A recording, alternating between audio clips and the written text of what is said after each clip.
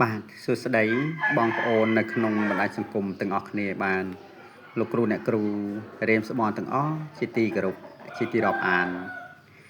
បាទថ្ងៃនេះគឺខ្ញុំមានប្រភេទនៃអង្គនាងពួនរលេះដាច់ពីរមុខបងប្អូនណាបាទគឺយកមកដាក់ថតចែកជូនឲ្យបងប្អូនទស្សនានៅក្នុងបណ្ដាញសង្គមបងប្អូនណា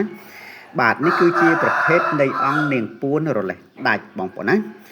បាទនេះអង្គទី1ទេបងប្អូនណាបាទនេះគឺជាប្រភេទនៃអង្គនាងពួនរលេះដាច់ក្លឹមអំពិលបងប្អូនណា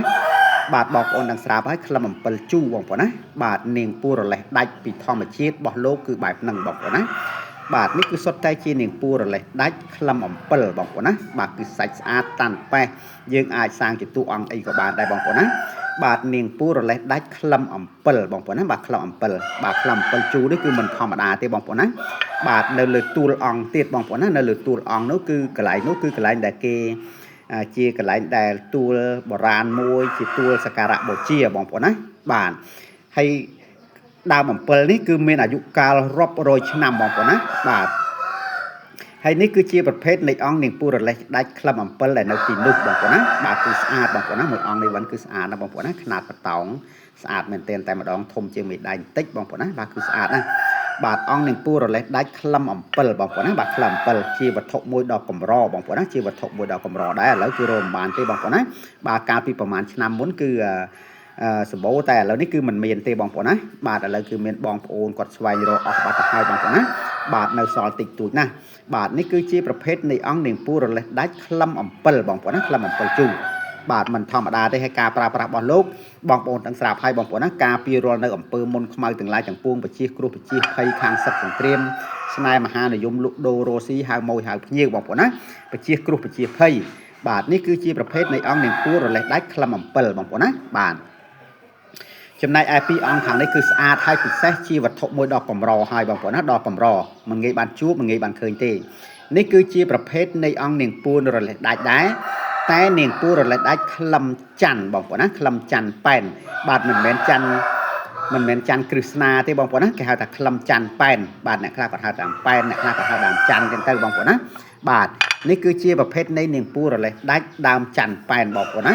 បាទហើយក្លឹមរបស់គាត់គឺឡើងខ្មៅក្រឹបខ្មៅល្អជាងឈើខ្មៅទៀតបងប្អូនណាបាទឡើងខ្មៅក្រឹបតែម្ដងបងប្អូនខ្លះប្រហែលជាគាត់យល់ច្រឡំថាឈើខ្មៅតាមពិតគឺមិនមែនទេបងប្អូនណា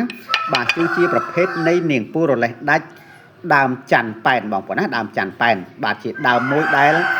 កម្រនឹងមានក្លឹមដូចជាដើមកអញ្ចឹងបងប្អូនណាកម្រនឹងមានក្លឹមដូចជាដើមកអញ្ចឹងបាទហើយដើមនេះគឺពិសេសបងប្អូនណាបាទនេះគឺជាប្រភេទនាងពួនរលេះដាច់ក្លឹមច័ន្ទប៉ែនបងប្អូនណាបាទសម្រាប់យើងសាងជាតួអង្គសម្រាប់យើងយកទៅធ្វើជាអង្កាំដៃអីគឺស្អាតបងប្អូនណា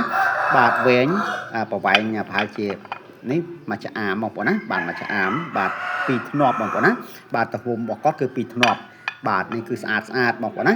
យើងសាងជាតួអង្គខ្នាតបតោងគឺបាន3 4តួអង្គណាបងប្អូនណានៅក្នុងមួយអង្គបាទគឺពិសេសបងប្អូនណាបាទរបស់កម្របាទរបស់កម្របាទ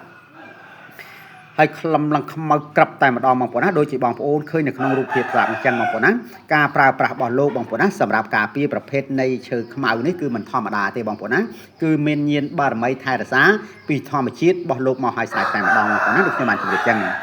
បាទហើយប្រភេទនៃអង្គនាងពួនទាំងអស់នេះដែរបើសិនជាបងប្អូនដែលគាត់មើលឃើញហើយមានឧបនិស្ស័យស្រឡាញ់ចង់បានចង់យកទៅទុកគោរពវិជាថែសាគឺសូមតំណែងតាមលេខទូរស័ព្ទខ្ញុំបាទដែលនៅខាងក្រោមឬក៏តាមរយៈលេខ Telegram ខ្ញុំបាទគឺលេខ Smart ទាំងឯងបងប្អូនណាបាទហើយក៏សូមអរគុណច្រើនដែលបងប្អូនទាំងអស់ចូលទស្សនានៅក្នុង Page ខ្ញុំបាទដែលមានទំនុកទុកចិត្តលើ Page ខ្ញុំបាទឲ្យខ្ញុំបាទផ្ញើអីវ៉ាន់គ្រប់ទីកន្លែងទាំងអស់តែម្ដងបងប្អូនណាហើយបើសិនជាខ្ញុំនិយាយទៅក៏លើសលុះនៅពាក្យសម្ដីត្រង់កន្លែងណាមិនសមរម្យក្តីឬក៏រៀបរាប់មិនបានក្បោះក្បាយក្តីបងប្អូនណាបាទក៏សូមខន្តីអភ័យទោសផងបងប្អូនណាសូមខន្តីអភ័យទោសផងនៅចុងបញ្ចប់នេះក៏សូមជូនពរឲ្យបងប្អូនទាំងអស់បាទជួបប្រទះតែសេចក្តីសុខនិងសេចក្តីសប្បាយរស់ស៊ីទទួលទានមានបានទាំងអស់គ្នាបងប្អូនណាបាទសូមអរគុណច្រើនហើយក៏សូមជម្រាបលាបាទសូមជម្រាបលាបាទក្លឹមច័ន្ទប៉ែននេះតាំងពីខ្ញុំចេះរនៅវត្ថុស័ក្តិសិទ្ធិមកគឺជាង10ឆ្នាំហើយទើបបានជួបតែពីរអង្គនឹងគុតតែពីរដងទេបងប្អូនណាទើបបានជួបតែពីរដងទេបាទ